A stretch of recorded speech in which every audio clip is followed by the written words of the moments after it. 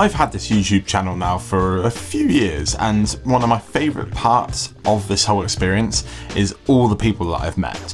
I've been lucky enough to meet different people that run shops, bike brands, just like bikes, cycle everywhere, do weird and wonderful things in the cycling community, and I wanted the opportunity or a way to share that more back with you. So this is episode 1 of Where I Bike. This will be a regular series. It won't be weekly, probably maybe once or twice a month if you're lucky, but as regularly as I can, I'm going to take you a little bit behind the scenes of one of my favourite bike people. This week's video is all about Marlon. Marlon has been featured a bunch recently on this channel, but today let's learn more about him, who he is and what he does for the community.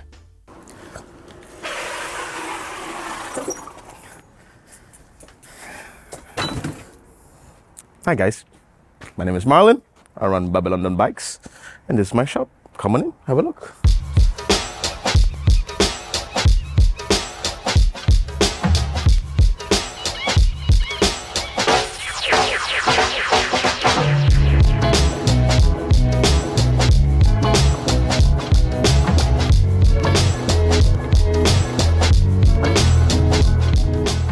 So, this is the where the magic happens, where most of the tools are, where my stands are, and so this is sort of the mechanics corner.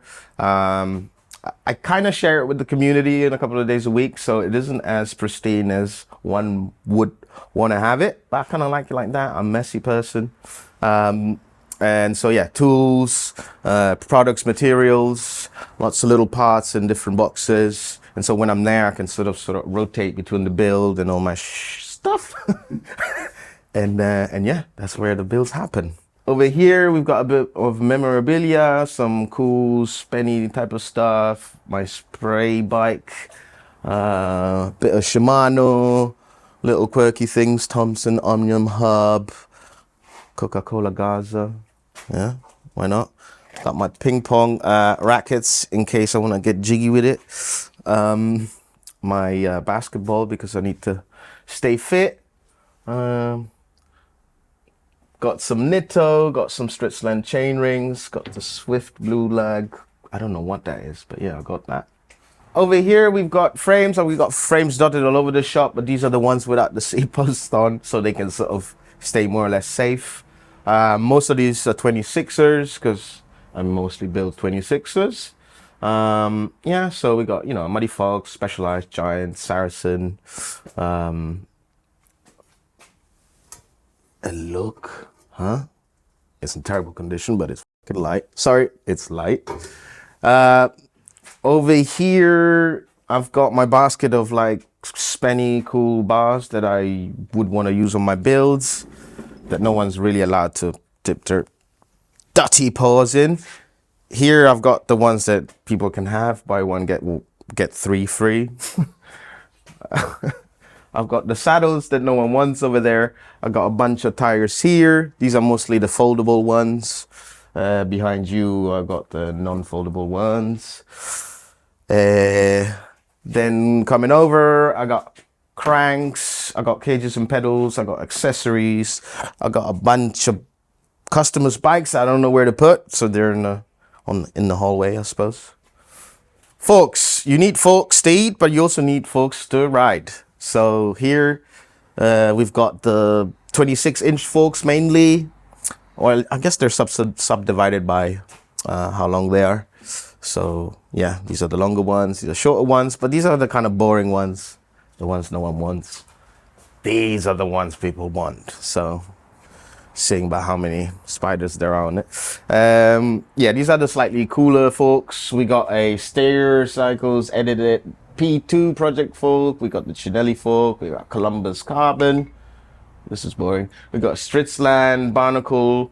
We got the, I don't know how to say this one. Edison. Yeah, isn't it Edison? Edison? Oh my God, it's so easy. Anyways, we got the exotic folks, which I bought by mistake. I thought A, they were gonna be carbon, and 2, they were gonna be 1/8. This was 1 incher, so that's gonna stay here for time. The On One folks, another Project 2s. And then someone said these are pretty good and they put them here. I don't really like suspension forks, but they're there. And then some others.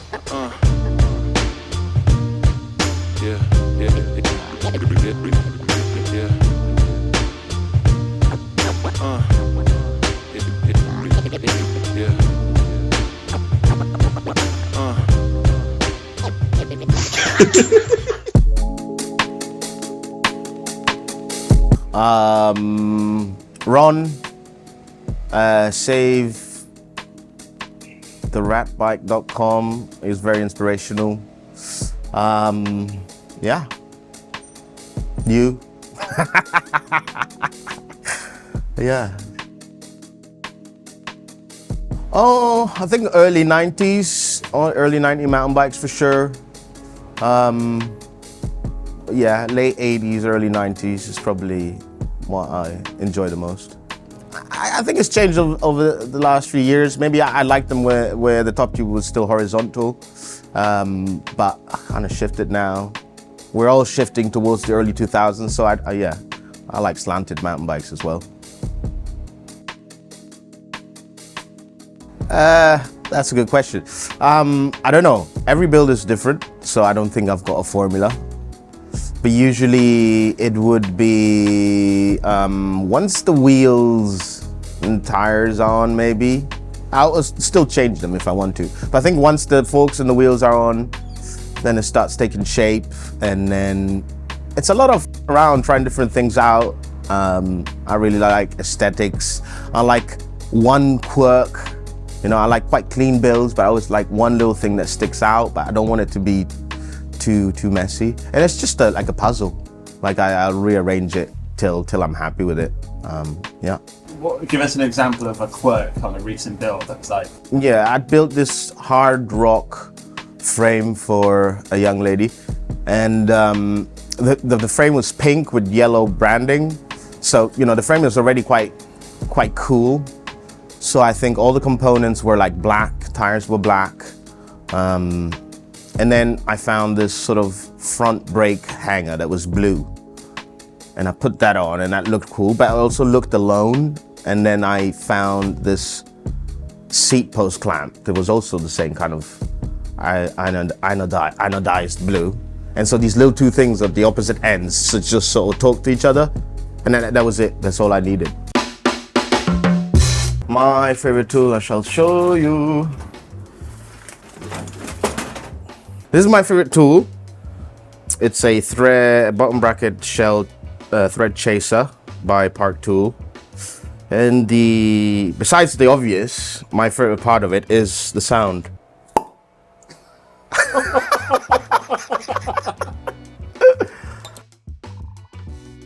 I'll rephrase the question. I think I'd rather use a combination of both.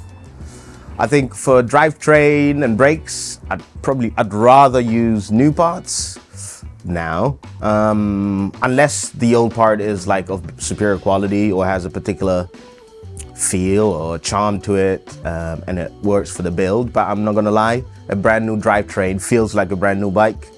But yes, always want to adorn it with a nice little vintage part. So yeah.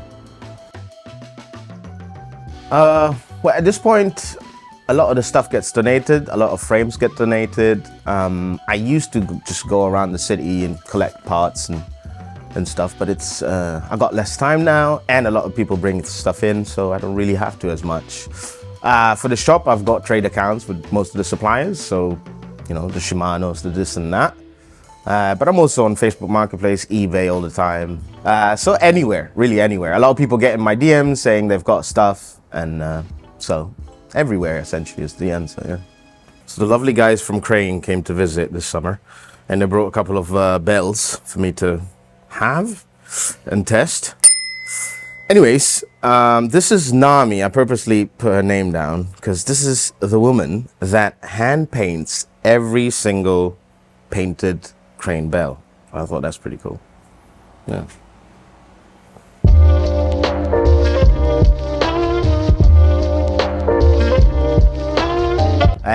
Partly due to you, or I don't know what, but more people want this tab now. More people want this. More people want like 11, 12 speed even. A lot of people want the alt bars, so that's cool. But it also means they leech off my good shit. So yeah.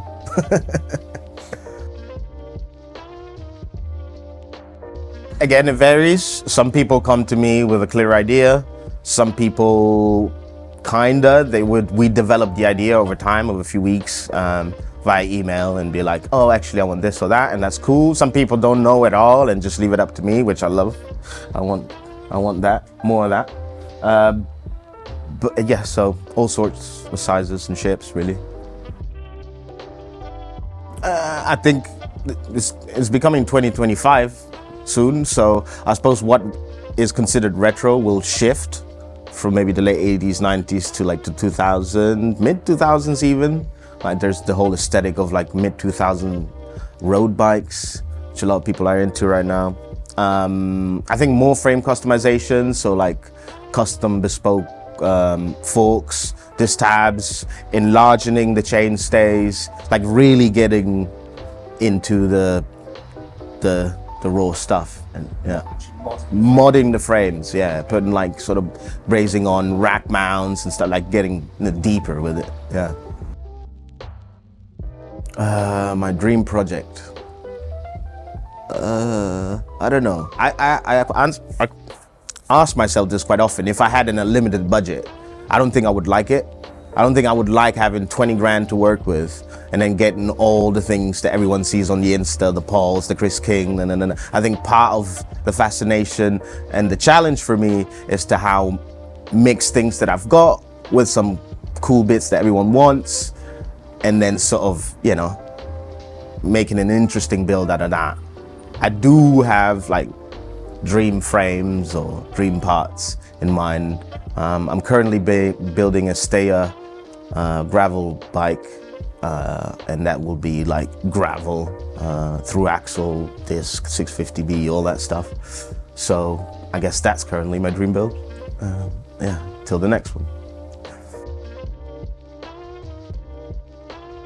Out of experience, I think personally, if you're fortunate enough to have space and a tolerant partner, if you've got a partner, then it would be to just hoard a lot of bikes. Like cheap ones, it doesn't have to be anything special, just a lot of cheap bikes you can get for 10, 20, 30 quid.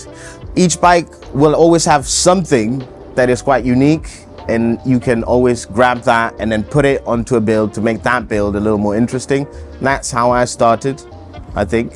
To put something that wouldn't otherwise quite fit, or something you wouldn't otherwise actually buy for it, but now you have it, you will integrate it, see how it looks, and maybe you're surprised and it just adds to your build. So just buy a lot of stuff. Become a hoarder. Be like me. Yeah.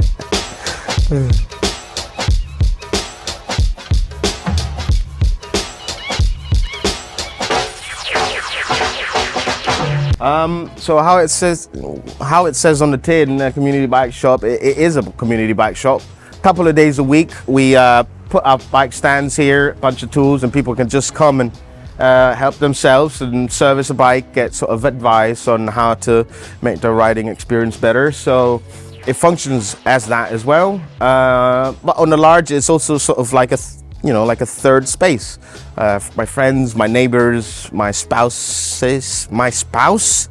singular, comes and sort of just hangs out. We make coffee for everyone and we hang out, and then we go and eat something together. So it's like it acts as actual real community space, and which is actually really rewarding. I mean, I could have never predicted that before starting this place, and it's something that is endlessly rewarding, helping out the kids for free, the local community with cheap and sort of affordable sort of services. And yeah, that's sort of part of the whole project. So do come down every Wednesday, every Saturday, 12 to 4. We'll find us here messing about.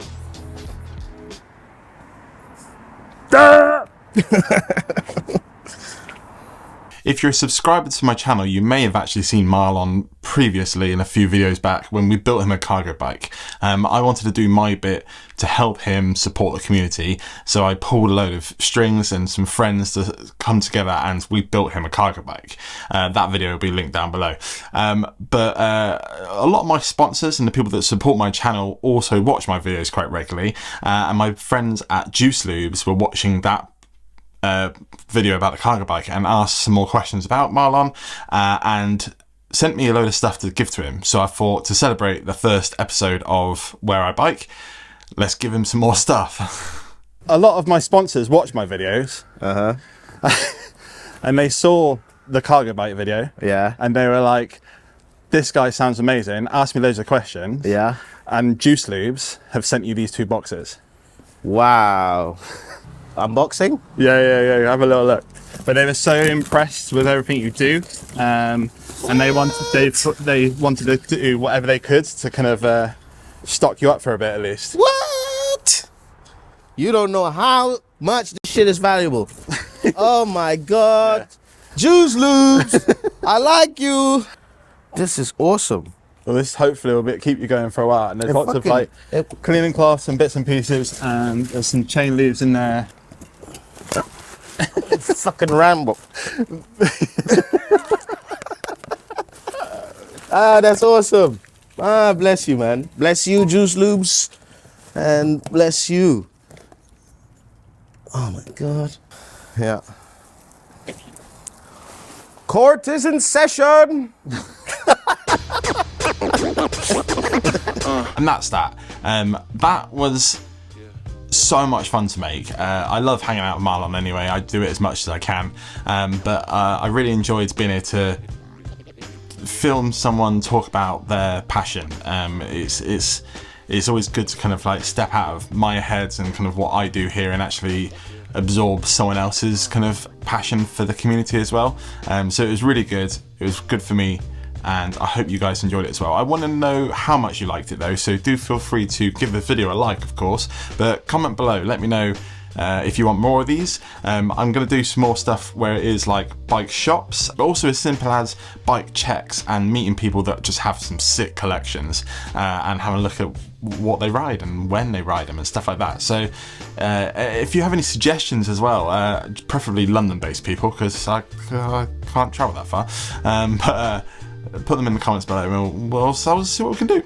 Usually I plug stickers at some point. There was a section where Marlon stuck a Juice Loop sticker amongst all the other stickers, which I actually have a few on that wall as well, and I was going to put it there, and I was like, nah. Mainly because I don't have a lot of stock at the moment. If you do want to go have a little look, saverbikes.com is where I have all my merch and stickers. There's a few on there at the moment, but I am going to restock some stuff very soon. And one more question for you to comment below about. A couple of my stickers, mainly the warning stickers, they go out of stock pretty much immediately. Would you be interested in doing a pre-order for those stickers? I was thinking, leave the pre-order up for a week. You can all order as many as you want, and then I'll order those for you. It'll probably take like 2 weeks to get them all sorted, and then I'll ship them out to you. Maybe that might help some of you, because I get a lot of DMs of people getting really disappointed of missing out on the stickers. So anyway, I digress. If you enjoyed this content and want to see more cycling related stuff, we do a lot of bike builds, feel free to subscribe to the channel. It's absolutely free and it helps me out a bunch. And if you want to see one of those builds, that one there is a particularly good one.